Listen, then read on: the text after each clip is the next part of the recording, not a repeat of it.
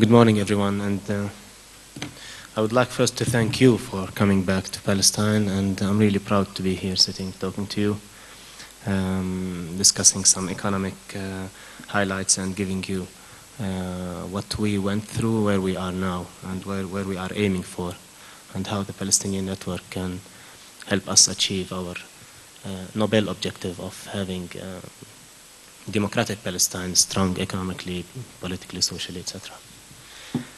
My company is called Palestine Mortgage and Housing Corporation.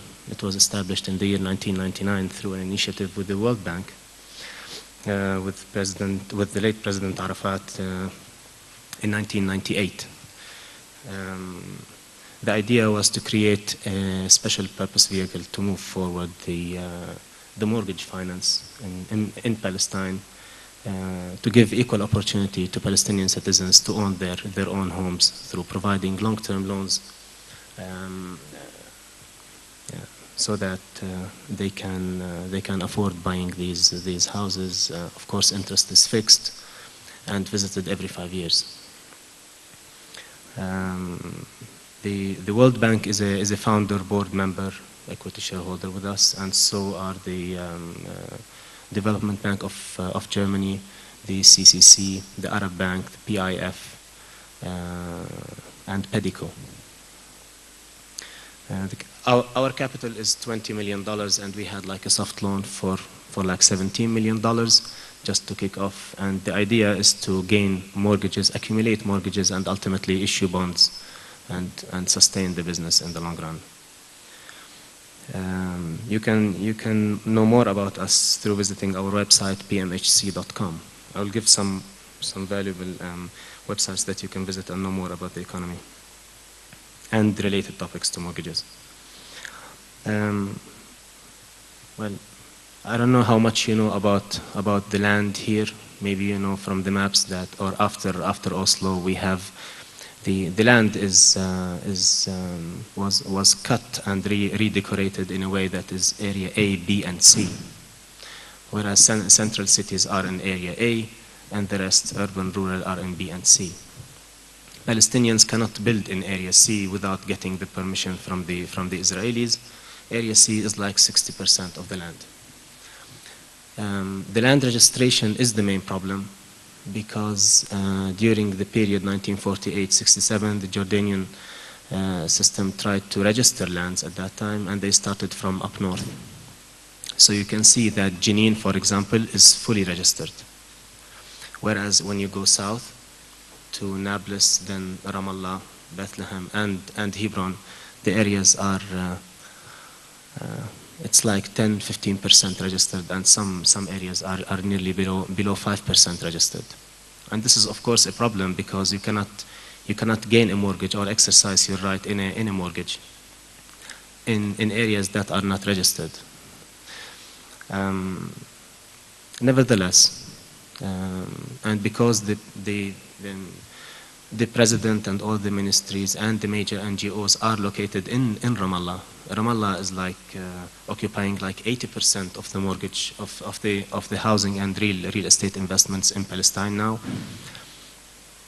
There are not less than 6 projects now going on, and you will know more from my friend at PIF. He will give you more about what PIF is doing.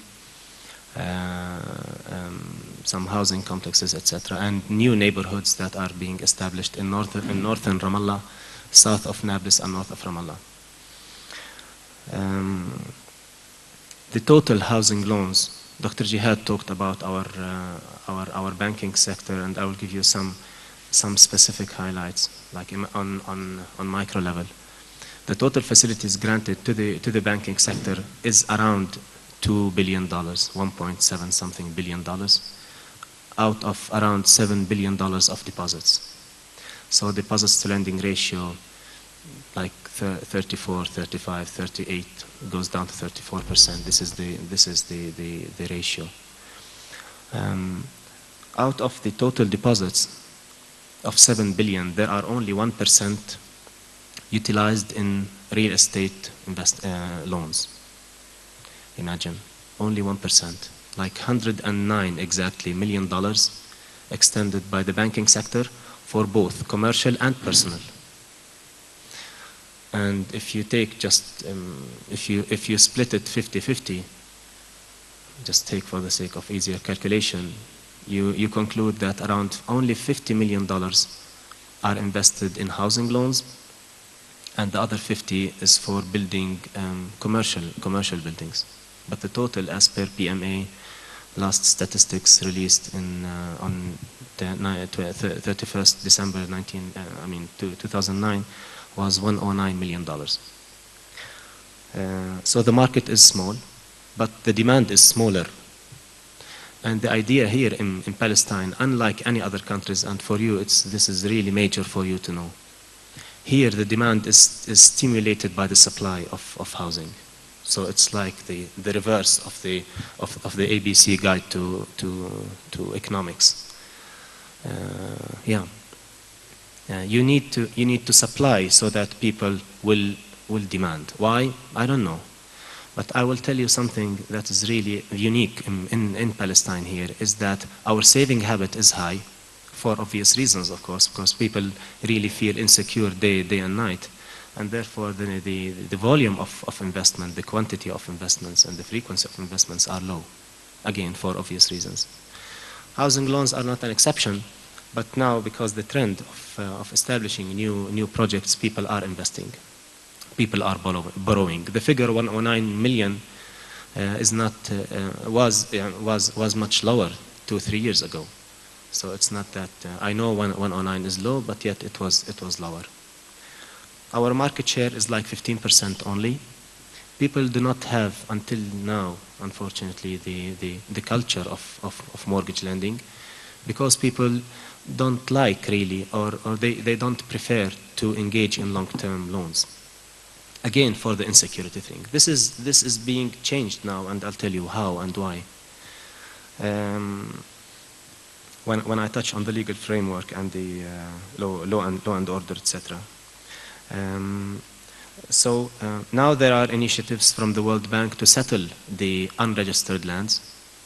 This took place starting from Ramallah in an area called Petunia, which is the nice little flower Petunia. There's a village south of Ramallah, adjacent to the border with the upper border of Jerusalem. It's called Petunia, and Petunia is now the land there is being registered and settled, and there is a huge checkpoint. We call it Ma'bar, which is the commercial district whereby Israeli and Palestinian merchants exchange goods over there. So it's becoming like a free zone, or like a commercial gate. So it is supposed to attract some people to go live there, because the land is not inhabited. I mean, people do not live there. As far as the legal framework is concerned, something also unique and a good opportunity for investment here is that the land registry is the place where you execute on land. So when you execute for the sake of foreclosure, you go to the land registry. You do not go to court, or you do not go to the police to do the execution. The idea is that when you strike a deal with the buyer and the lender, so you go to the land registry, and we call it the tabu, or the land registry. They register there the buyer and the seller, and the mortgage is done there, or the pledge or the mortgage, what have you. And if the bank wants to execute, they simply go and acquire the deed and go execute immediately. And this is a plus. The level of default is still manageable. It's around 3%. It's below 4%. Loans are very well collateralized, and Dr. Jihad touched on the role of PMA, which is basically supervision, because we do not issue currency, because we do not have a state yet. But the risks for mortgages are very much manageable. The credit bureau added real value to the level of risk, and the risk is hence manageable in this regard. That's it from my side. And if you have any question, I'll be delighted to answer. Thank you.